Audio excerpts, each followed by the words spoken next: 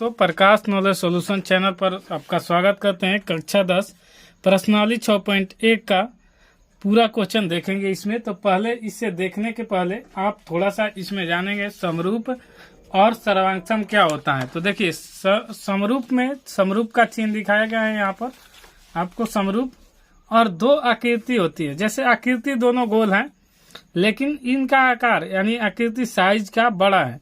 देखिए ये पर आकृति समान है, समान न हो यानी आकृति जो है ये समान नहीं। जैसे कि आकृति एक आ गया कि यहाँ छोटा वृत्त है, ये बड़ा वृत्त है, आकार दोनों का समान है, मतलब देखने में एक जैसा लग रहा है। तो ये हो गया समरूप का पहला चिन्ह, ऐसे होता है समरूप का। दूसरा एक और आकृति देखेंगे कि ये वर्ग है, ये छोटा सा वर्ग है, जैसे इसका भुजा 1 है, इसका भुजा 2 है। तो ये दोनों एक ही जैसा वर्ग ही है, लेकिन थोड़ा सा अंतर है क्या कि ये छोटा है और ये बड़ा है। तो ये समरूप है। और समरूप होने का बहुभुज में होगा कि संगत कोण बराबर होता है तथा संगत भुजाओं भी अनुपात हमेशा बराबर होता है। ये हो गया समरूप का डिफिनेशन यानी समरूप का। कोई दिक्कत होता है तो इसमें कमेंट कर सकते हैं। आइए अब इसमें हम देख लेते हैं सर्वांगसम का, जो हमें काम है वही देखेंगे। तो ये हो गया सर्वांगसम।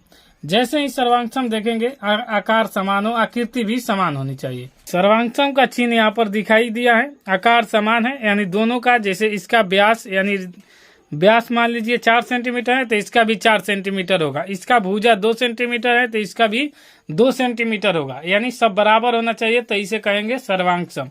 और समरूप में क्या होगा, देखने में एक जैसा लेकिन आकृति में छोटा बड़ा हो सकता है।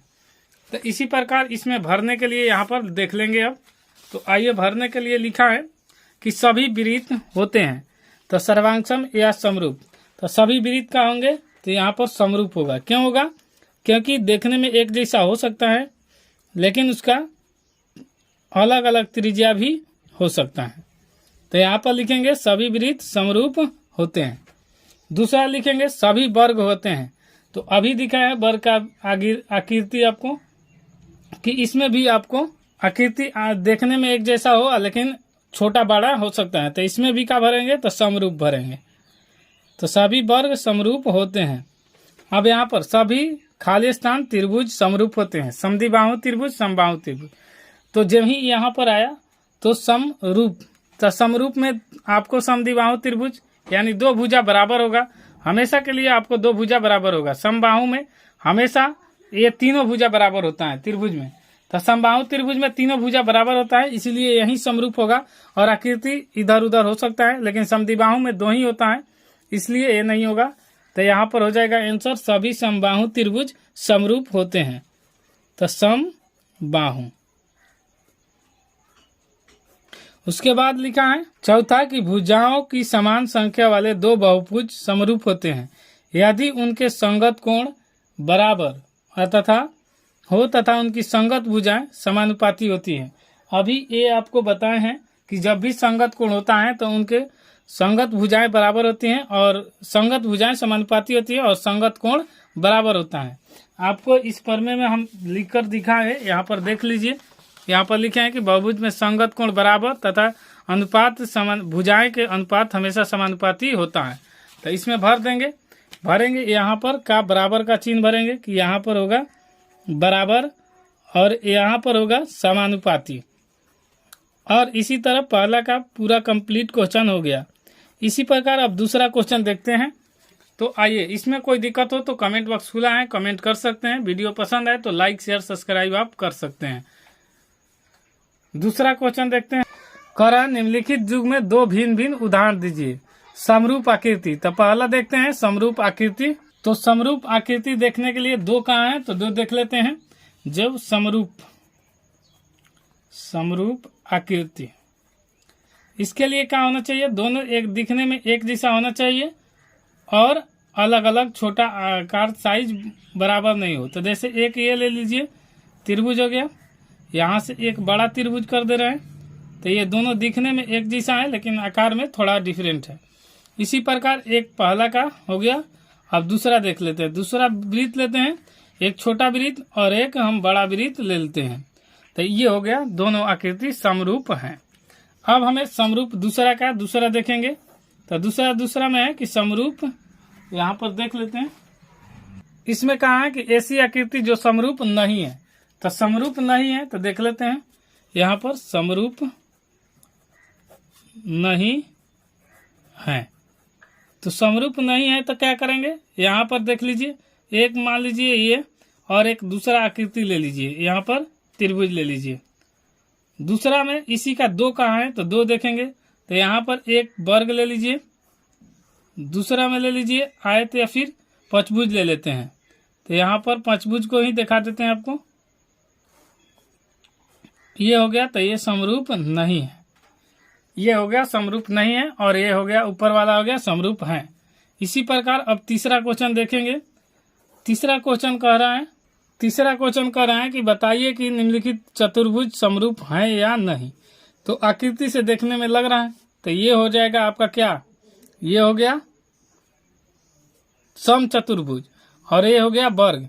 तो दोनों बराबर है, जैसे इसका भुजा तो बराबर है, जैसे 3 गुना यानी समानुपाती है, लेकिन कोण अलग अलग है। तो यहाँ पर 90 डिग्री का कोण, इसका 90 डिग्री का कोण नहीं होगा, इसीलिए इसको क्या कहेंगे, ये समरूप नहीं है। तो आइए इसका कंडीशन लिख लेते हैं कि क्यों नहीं है। तो ये बराबर, इसका संगत भुजा का अनुपात समान है, परंतु संगत कोण बराबर नहीं है। बराबर होना चाहिए लेकिन नहीं है, तो इसे लिखेंगे समरूप नहीं है। इसका पहले भुजाओं का अनुपात आपको दिखा दे रहे हैं। जैसे देखिए यहाँ पर होगा PQ, तो यहाँ पर AB, तो लिखेंगे PQ बटा में AB। तो यहाँ पर होगा PQ का मान 1.5 और यहाँ AB का मान 3।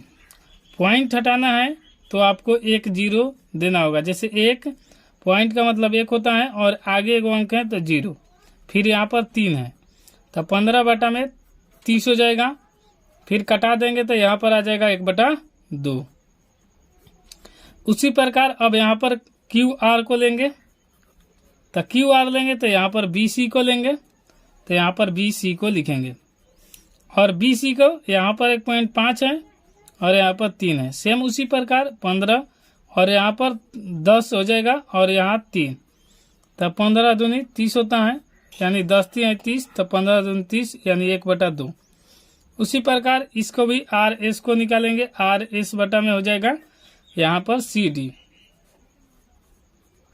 तो यहाँ 1.5 और 3, 15 हो जाएगा, 10 और गुने 3, यहाँ पर पॉइंट का मतलब 1 और आगे एगो अंक रहता है तो 0, जितना अंक रहता है उतना ही 0, और बटा में 30 हो जाएगा, तो इसको भी कटा देंगे तो आ जाएगा 1/2।